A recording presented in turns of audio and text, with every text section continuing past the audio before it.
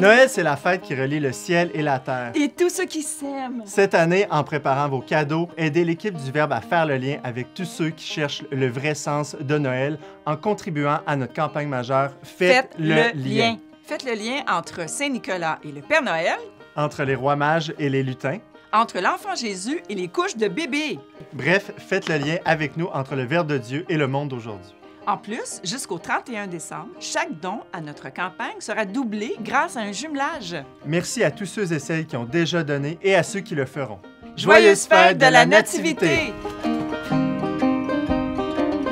À l'approche de Noël, la fête de la naissance de Jésus, est-ce qu'il est raisonnable de remettre en doute son existence historique? Jésus n'est-il qu'un beau mythe, une invention de quelques auteurs religieux, ou a-t-il vraiment marché sur notre terre il y a à peu près 2000 ans? Pour en discuter, on a avec nous notre chroniqueur Simon Lessard. Bonjour Simon. Salut Antoine. T'es pas historien, toi? Non. Je suis capable de lire des historiens et d'en faire une petite synthèse en 12 minutes, capable de lire des livres, par contre. Exactement. C'est bon. Alors, dans une chronique précédente, Simon, tu nous avais démontré l'existence de Dieu. Là, tu vas nous démontrer l'existence de Jésus. C'est pas un peu la même affaire ou... C'est quand même différent. Une tâche c'est plus vrai simple, que peut-être. Jésus est Dieu, puis ça pourrait être l'objet d'une autre chronique. Est-ce que Jésus est vraiment Dieu? Ah. Mais en tout cas, Jésus, c'est aussi un homme, un vrai homme qui aurait, selon les chrétiens, marché pour vrai il y a 2000 ans dans la terre en Palestine.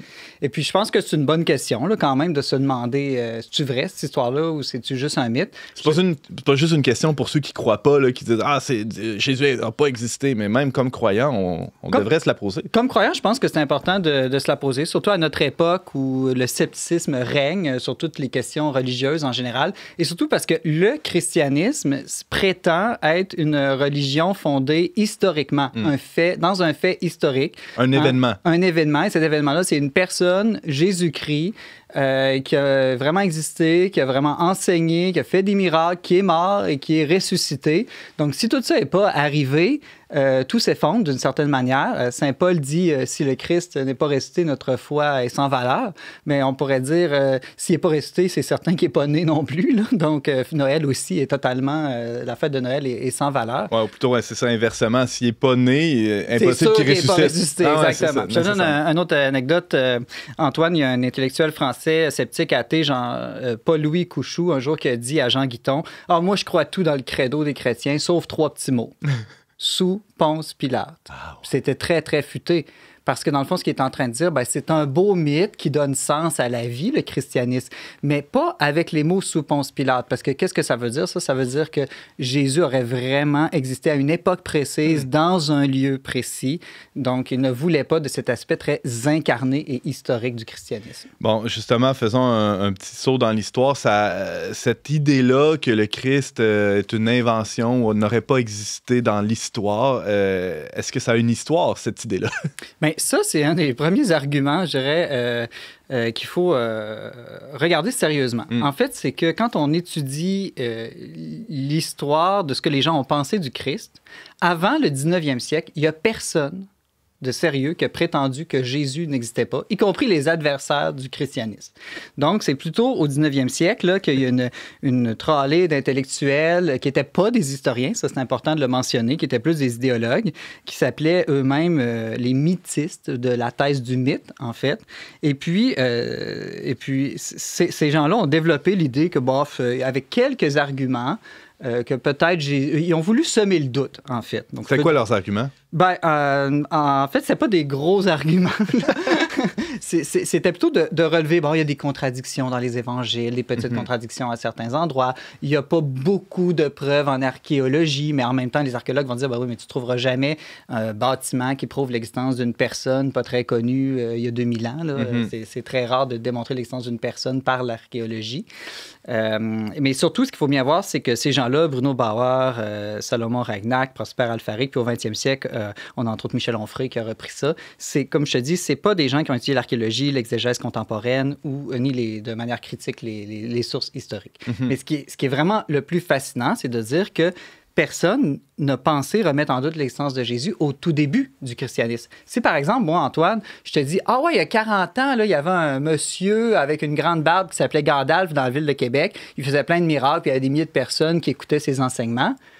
ben là, les gens, aujourd'hui, dans la ville de Québec, pourraient facilement dire, ben voyons, nous, on était là, ou mes parents étaient là, ou mes grands-parents étaient là, puis on n'a jamais entendu parler de ça, tu fabules. Tu fabules, oui. Or, on n'a pas ça dans les écrits des premiers opposants du christianisme.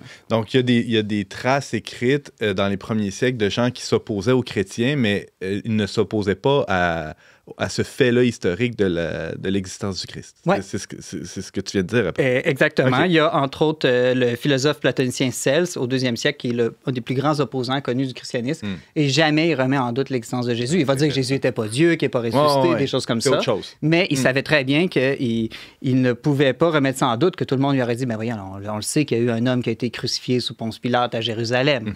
Et donc, il était encore trop proche de Jésus. Il y avait seulement 1 ou 2 générations qui le séparaient du fait historique. Alors, venons-y là, aux faits historiques. C'est quoi les preuves tangibles, solides de l'existence historique du Christ? Bien, je dirais qu'il y a 2 types de preuves. Il y a des preuves qui nous viennent d'écrits chrétiens, OK?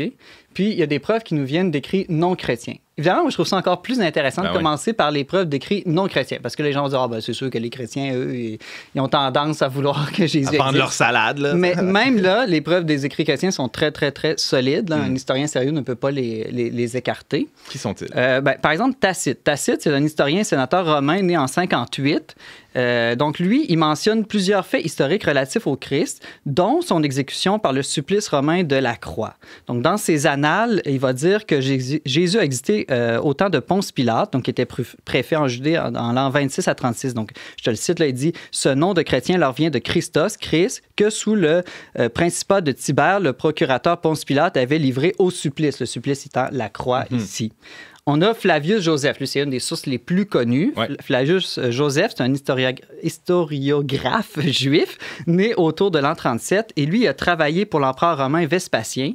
Et il parle non seulement de Jésus dans ses écrits, mais aussi de Jean-Baptiste, de Jacques, là, l'apôtre ou le frère de Jésus.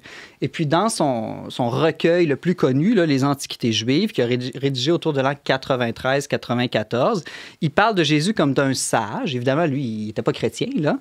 Puis il ajoute, ce qui est très intéressant, sa conduite en parlant de Jésus était juste et on le connaissait pour être vertueux.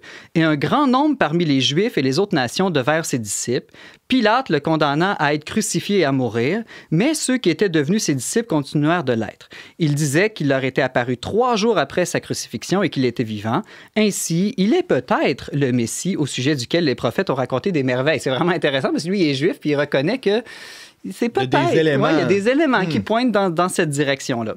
Il y a aussi, tu l'évoquais il y a quelques instants, ça, c'est les sources non chrétiennes, donc c'est assez crédible. Là. Il y en a plusieurs autres. Oui, c'est ça, c'est les principales. Mais il y a aussi des sources chrétiennes. Est-ce qu'elles sont fiables, ces sources chrétiennes? Oui, mais en fait, ces sources chrétiennes-là, on les retrouve dans le Nouveau Testament. Ce sont les 4 évangiles, Matthieu, Marc, Luc, Jean. Il faut bien se rappeler que ces textes-là sont indépendants les uns des autres. Nous, aujourd'hui, on les édite dans un même livre, mais ce sont vraiment d'un point de vue historique, c'est-à-dire même si on n'a pas la foi et qu'on étudie ces documents-là, 4 documents séparés. Ajoute à ça, évidemment, les lettres de Paul, de Jacques, de Jean, de Jude, autres textes qui réfèrent tous à Jésus-Christ. Ça fait un nombre très, très grand de documents indépendants.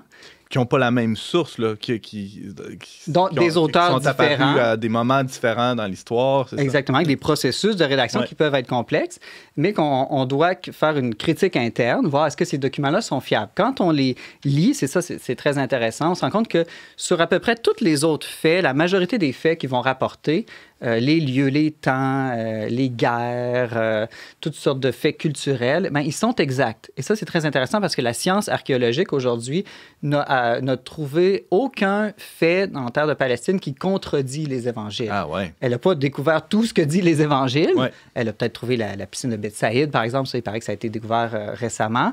Mais à chaque fois qu'elle fait une nouvelle découverte, ça vient toujours confirmer. On dit entre autres que Luc, qui était un historien un petit peu plus précis, d'ailleurs, il commence son prologue de son évangile en disant qu'il a recueilli plein de documents, puis qu'il fait un peu...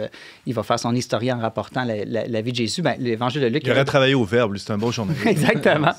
mais les archéologues disent que c'est un de ceux qui est les plus précis. Ouais. Et donc ça, c'est intéressant en archéologie de dire qu'il n'y a rien qui a été découvert qui allait dire que c'est un tissu de mensonges ou de fables, ce qu'on trouve dans les évangiles. En histoire, pour démontrer l'existence d'un fait ou l'existence d'une personne, ça peut être Hitler, ça peut être Napoléon, ça peut être Jules César, ça nous prend généralement plusieurs documents crédibles qui sont convergents. Et quand on atteint ça, on peut atteindre une vraie certitude. L'histoire est une vraie science qui est dans un sens différent, mais une vraie science dans le sens qu'elle peut atteindre des certitudes. Les camps de concentration nazis ont vraiment existé. Et c'est pas parce qu'il y a une petite objection quelque part qu'on peut remettre en doute les très nombreux documents qui prouvent leur existence. Simon Lessard, tu nous parles de l'existence historique de Jésus. Évidemment, on entend là, des objections. On l'a un peu abordé tantôt, mais peut-être se pencher un peu là-dessus. Il n'y a pas un risque que ça a été une espèce de complot, là. Je parlais des évangiles qui ont émergé de différentes sources. Peut-être ce monde-là, ils se sont parlé, puis ils se sont dit, on va faire une histoire qui se tient, qui a de l'allure, qui est crédible, puis on va inventer de quoi? Pas pire. Oui, la thèse complotiste... je trouve qu'elle n'est pas très rationnelle, comme la plupart des thèses complotistes, d'ailleurs, et je pense qu'il faut être cohérent. Si on ridiculise des complotistes, je ne sais pas, au niveau des vaccins, au niveau des élections américaines, au niveau des hommes lézards pédophiles qui gouverneraient le monde, peu importe le complot que vous préférez, il ne faut pas ridiculiser ces gens-là, puis après ça, soi-même adhérer à une forme de thèse complotiste aussi sur l'existence de Jésus-Christ. D'abord, ceux qui ont prétendu que Jésus-Christ avait existé, qu'il avait fait des miracles, qu'il avait des enseignements merveilleux, ces gens-là sont tous morts martyrs quand même, torturés à mort. Généralement, quand on ment, quand on crée un complot, c'est pour en tirer des avantages, pas pour finir torturé. Déjà, ça, le fait que non seulement les apôtres, mais aussi pendant les premiers siècles, là, quand même, presque le nombre de martyrs est énorme, c'est déjà un signe que ces gens-là, au moins, ils croyaient fermement. Comme s'il l'avait vraiment vu puis avait vraiment connu cet homme-là. Je pense à Saint Thomas là, qui a traversé la moitié de la planète pour se retrouver en Inde, transpercé de flèches ou de je sais pas trop. C'est quand même... Fallait y croire. Oui, exactement. Et puis, généralement, sous la torture, c'est plutôt l'inverse. On va finir par avouer des crimes qu'on n'a même pas faits, des mensonges. Et, on va se mettre à dire des mensonges pour éviter d'être torturé.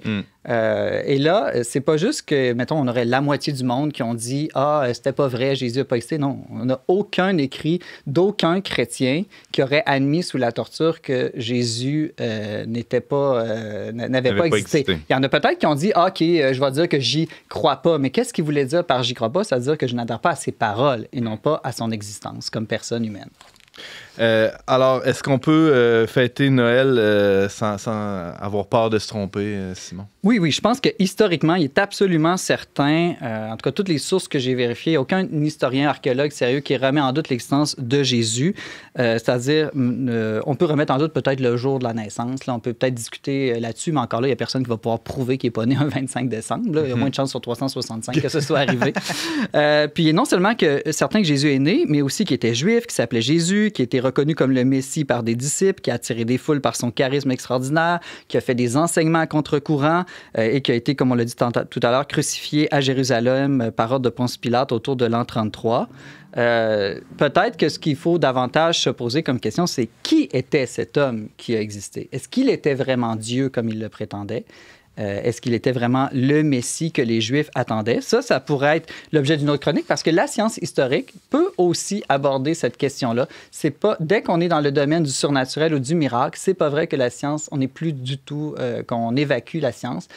Si quelqu'un a de fait un miracle, s'il a marché sur les eaux, si le frère André a vraiment, par l'intercession de Saint-Joseph, guéri des personnes, il y a des moyens de vérifier si c'est arrivé ou pas dans l'histoire. Alors, ce que tu es en train de dire aussi, c'est qu'on ne devrait pas distinguer le Jésus historique du Jésus de la foi, Simon. Il y a un peu de ça. Je pense que c'est une fausse distinction. Dans le fond, il s'agit de la même personne, mais d'un rapport différent à cette personne-là. Donc, toute l'histoire fonctionne, on pourrait dire, par mode de foi, c'est-à-dire la science historique, par mode de foi humaine. Personne de vivant aujourd'hui, par exemple, Antoine, a connu Jules César, Napoléon, ou même le premier ministre du Canada, Wilfrid Laurier. Je pense qu'il n'y a plus personne de vivant qui a pu le rencontrer. On n'a même pas de photo de lui. Mais comment on connaît l'existence de ces personnes-là? On le sait avec certitude grâce à la foi des documents historiques crédibles. On croit des sources. Exactement. Donc, même de ce point de vue-là, tout le monde croit à l'existence d'une personne passée depuis un certain temps. La foi, au sens de la foi divine, la vertu théologale de foi, c'est pas la croyance en un autre Jésus que celui des historiens. La foi, c'est de croire aux paroles de Jésus, à sa révélation ou à ses promesses, et puis de lui faire confiance au point que toute notre vie soit engagée selon ce qu'il nous a dit, ce qu'il nous a promis. Donc, c'est un rapport différent à cette personne-là. Il y a des gens qui adhèrent ou pas aux enseignements de Raël ou de Mère Teresa, mais il n'y a personne aujourd'hui de sérieux qui va remettre en doute l'existence de Raël ou de Mère Teresa à notre époque. Et si dans 1800 ans, des gens disaient peut-être que Mère Teresa n'a jamais existé, ce ne serait pas très rationnel d'arriver avec cette hypothèse-là 1800 ans plus tard, quand personne a émis ce doute-là à notre époque. Simon Lessard, c'était comme toujours très clair et passionnant. On peut te lire régulièrement sur leverbe.com. Tu répondais pour nous aujourd'hui à la question, est-ce que Jésus a vraiment existé dans l'histoire? La réponse courte, c'est oui. Oui, merci avec Simon. certitude. Merci Simon.